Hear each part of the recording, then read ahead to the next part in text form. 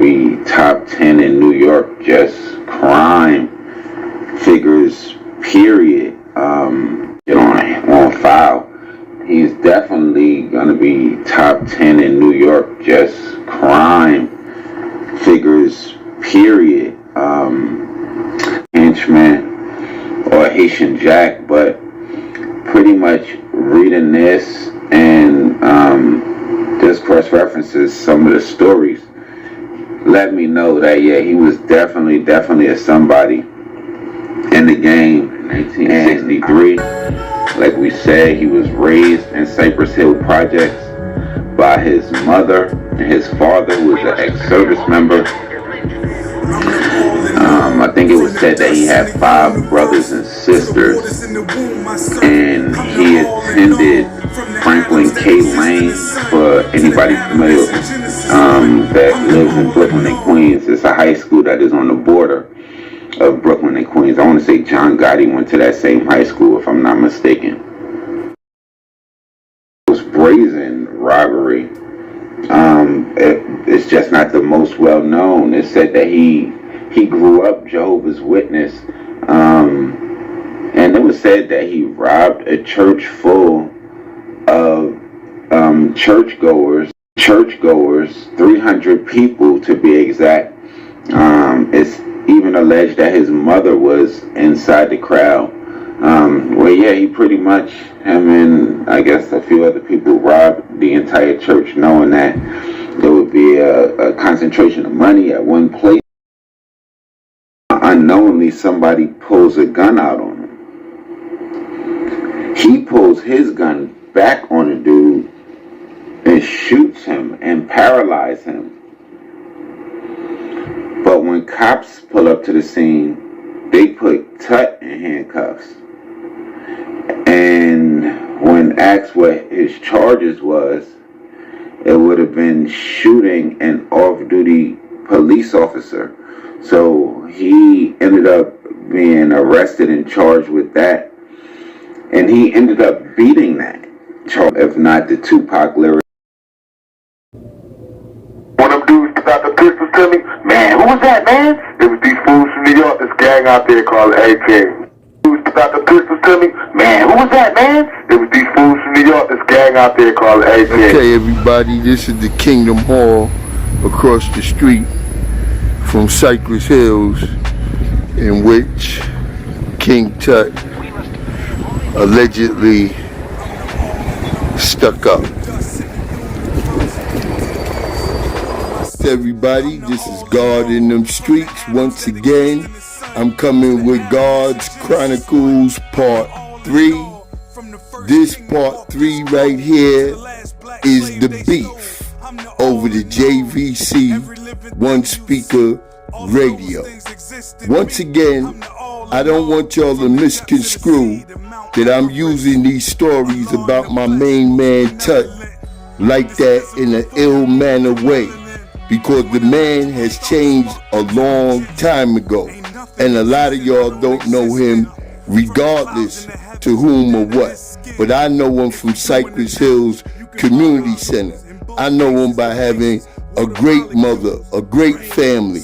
Matter of fact, one of his closest friends was my man Born, better known as Kevin Thompson, that stayed on the southern side in the building next to Jesus.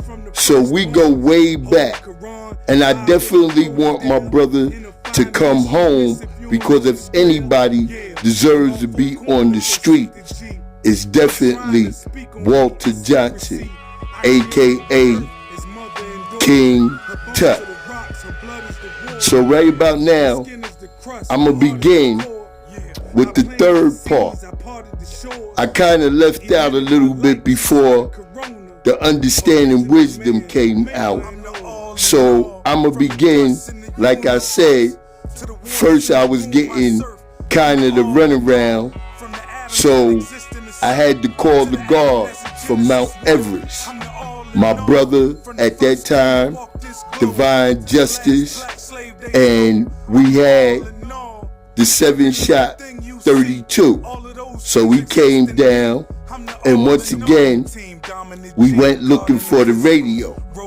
First, we went to the middle of the projects, you know, and we was looking for James Cagney, but we couldn't get at him somehow, some way. He wasn't around. So then we went over to Drax's building and called Drac or whatever out the window. He said he didn't have it, that Tut had it. So we went down to where Tut building is, that 455, 445, the building attached to the library. You know a lot of people that, like I said, lived in there. The Peterkins, the Robinsons, you know, Loey, Bishme, Kashim, all of them is from the back over there. So, like I said, I went up to Tut's house or whatever. He wasn't supposed to be there. So me and my man Divine Justice, better known as Kedar nowadays, we walk up the hill to the 700 building, 700 and 710. That's where LD building is at. Abijah, you know, Jamel, that individual I told you about, whose name was Justice, that was better known as Jaguar. There was another individual that was involved with the so-called Kingdom Hall robbery. Anyway, we standing up there for a while or whatever, pondering. All of a sudden, we hear the noise real loud. Love is the message. Dun dun dun dun. Cause the black man is the God. Study your lessons. Cause the black man is the God, the law you build. We always have and always will. And everybody from back in them times, we talk about the 70s. All we did was hold ciphers at every park jam, wherever it was going down. So everybody knew love is the message back then. So we hearing it loud. Then all of a sudden, you know, my comrade Tut comes walking up the hill. We like, yo, man, what's going on? So that's when we started walking toward the middle. However it be, you know, James Cagney joined with us. And like I said, we headed across the streets to Tony's.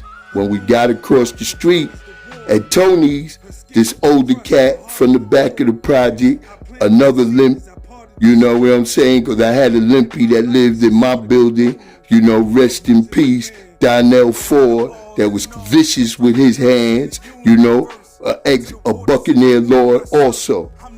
Anyway, we walk across the street to Tony's and run in the limp, and he wants to buy the radio.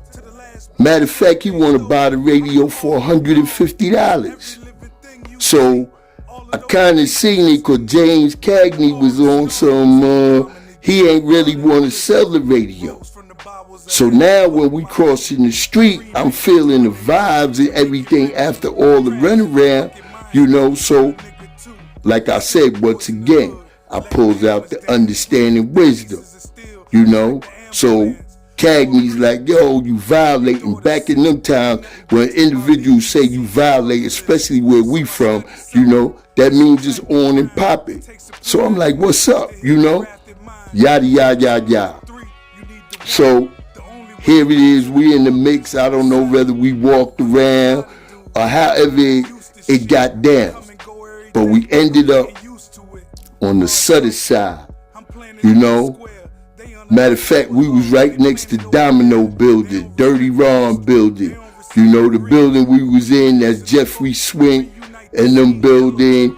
Matter of fact, I seen my man Butchie the other day. He worked for Transit, and he done got, you know, he was always tall, but he was a little heavy set, you know, as a young dude growing up, you know. But that's the building that's right across from Glaze building and my man Robbie Rice that lived in the building next to Glaze building.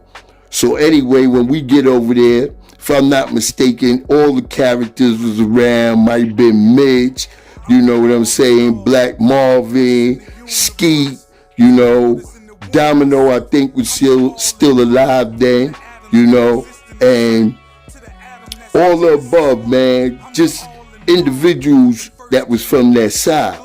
So by now, you know, I'm feeling the way, you know, and I start going at it like, you know, we could put the hammers down, you know, and I fight Tut and Divine Justice. You could fight James Cagney. So James Cagney backed up all of that. And, you know, I was really heated at that time. So I'm building because these are my people.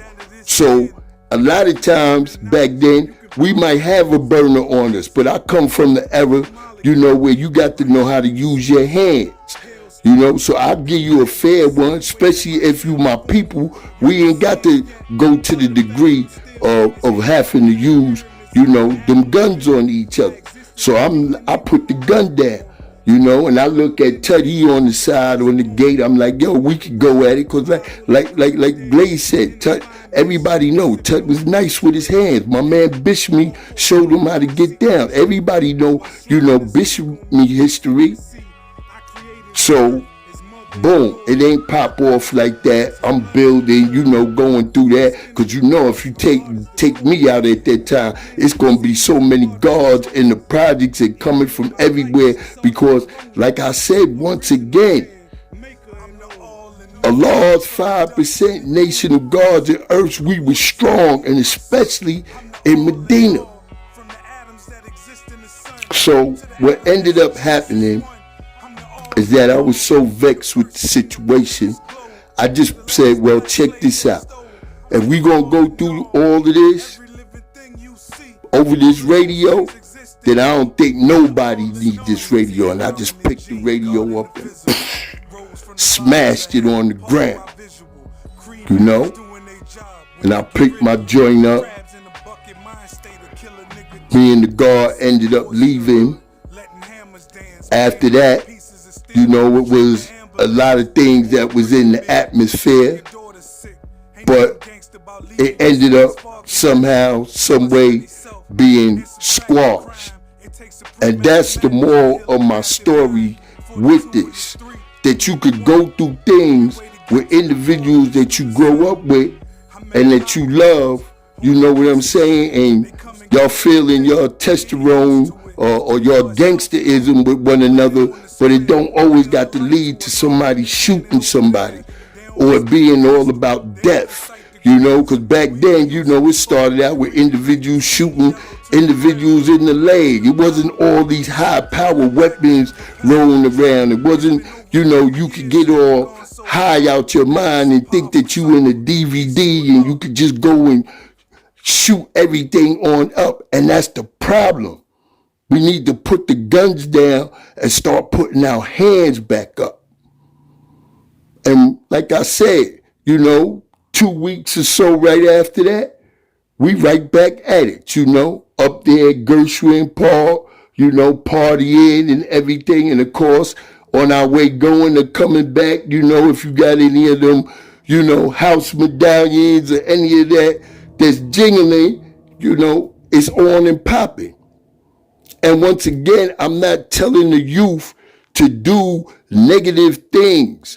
I'm only showing you that through this negativity, you know, my man has learned what you're going to see in a picture that he wrote me. That we about, you know, bringing about a change with the youth and letting them know that it ain't got to be that way. That you ain't got to go around robbing, stealing, and trying to kill one another constantly to prove a point that ain't gonna never be proven. Them streets gonna be here when you get here, and they sure enough gonna be here when you gone. And those of us that been behind them walls, some a whole lot more years straight than I have, but I done did my little skid bids in and out. We understand that. So take heed to what I'm trying to tell you. And once again, make sure that they free King Tut. because my man deserves to come home. And if y'all get this popping for me, then I can get in touch with him and send him some commentary because I ain't been able to do it in a number of years. And also, shout out to his niece that's repping for us. Billy D, keep doing your thing. This is God in them streets. Make sure y'all hit the subscribe button. Make sure y'all hit the like button. I'm not asking for no money. I'm not asking for no cash app. I'm asking for you to hit the like button and make sure that you share my information. Because once again, my mission is to let y'all know that while you young, to do the right thing. So that when you grow older, you could be settled in, have your house, your pension, all those good things. So do it the right way the first time, and you ain't got to worry about nothing. This is God in them streets. Peace.